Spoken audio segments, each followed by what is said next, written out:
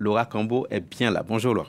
Bonjour Philomène. On commence par cet anniversaire assez triste. Nous sommes 15 ans après la faillite de Lehman Brothers. Oui Philomène, c'était le 15 septembre 2008. Des traders de la banque d'affaires new-yorkaise se sont retrouvés du jour au lendemain sur le trottoir, carton dans les bras.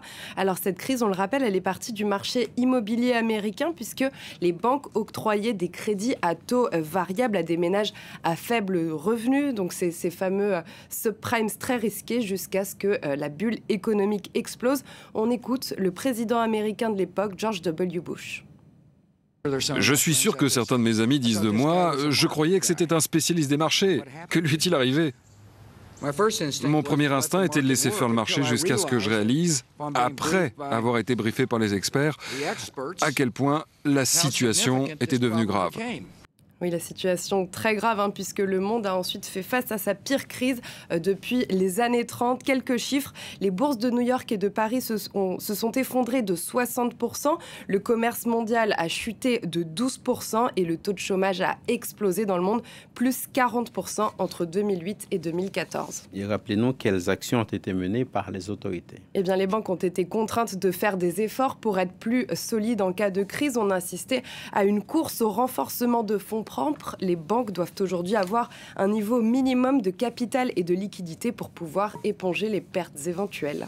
15 ans plus tard, est-ce qu'on est à l'abri d'une nouvelle crise d'une telle ampleur ? Non, car il y a toujours de grosses fragilités dans le système, car à cause de la récente hausse des taux d'intérêt, on l'a vu, la Silicon Valley Bank, qui possédait des milliards de dollars d'obligations, s'est effondrée en mars, un mouvement de panique qui s'est étendu à Crédit Suisse, la deuxième banque suisse, mais là, les autorités, elles ont plus pris la mesure du problème qu'en 2008, puisqu'aux États-Unis, les autorités ont pris le contrôle de la Silicon Valley Bank, et en Suisse, les autorités ont organisé le rachat de Crédit Suisse pour éviter sa faillite, mais il y a tout de même d'autres sources d'inquiétude comme le manque de responsabilité des banques. Après la crise de 2008, elles ont dû verser 36 milliards de dollars d'amende, mais ce qui est en fait très peu par rapport aux préjudices subis. Enfin, il y a une autre bombe à retardement, Philomé, c'est l'endettement colossal des acteurs économiques. Les États s'endettent pour soutenir l'économie, les entreprises et les ménages s'endettent pour investir.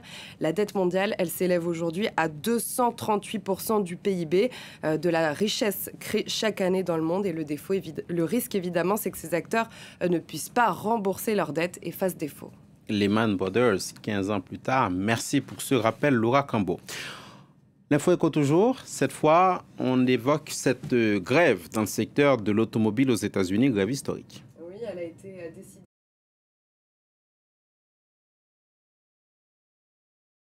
Négocie de meilleures conditions de travail avec les constructeurs qu'on appelle les Big Three, Ford, General Motors et Stellantis, qui est la société mère de Chrysler, mais aucun terrain d'entente n'a été trouvé. Écoutez les précisions de Julien Cheida. Il l'avait promis, c'est désormais fait. Il est plus de minuit quand ces employés de l'automobile basés à Détroit lancent une grève historique dans ce secteur clé de l'économie américaine. Ce soir, pour la première fois de notre histoire, les trois compagnies automobiles se mettent en grève en même temps. Le syndicat uni des travailleurs de l'automobile a prévu une action de grève ciblée, avec d'abord 3 usines d'assemblage, pour l'instant. Une de General Motors dans le Missouri, une fabrique de pick-up de Ford dans le Michigan et une usine de Stellantis dans l'Ohio. Cette stratégie laissera les entreprises dans le doute. Cela donnera à nos négociateurs nationaux un maximum de poids et de flexibilité dans les discussions. Et si nous devons aller plus loin, nous le ferons. Tout est sur la table.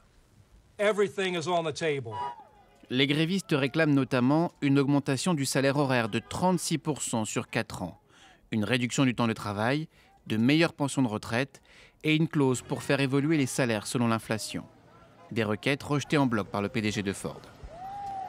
40% d'augmentation, c'est beaucoup trop, ce n'est pas tenable, ce n'est pas une demande raisonnable. Pour l'instant, Ford et General Motors proposent 20% d'augmentation.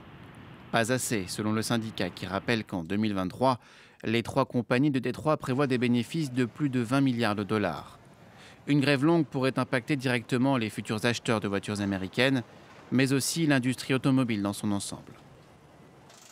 Et on terminera avec les chiffres de l'inflation qui remontent en France. Oui, selon l'Institut statistique national, l'inflation s'établit à 4,9% en août sur un an, alors qu'on était à 4,3% en juillet. Cette hausse qui s'explique par la hausse de 10% des tarifs de l'électricité cet été et par le rebond des prix de l'essence. Laura Cambo, c'était l'info éco